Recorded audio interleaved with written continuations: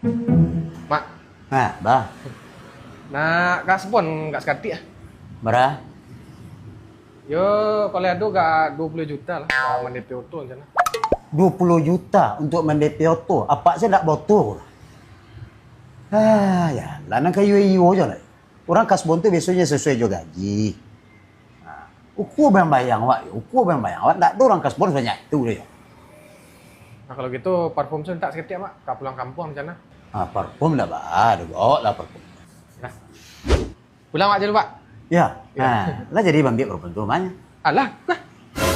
Sabut tu kadang kau bambik. Di mana bambik tadi wah?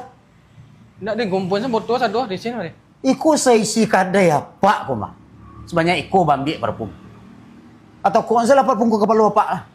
Sama je bunuh apa mah betul. Ya lala lah ya, lala lah. Tak baik lu.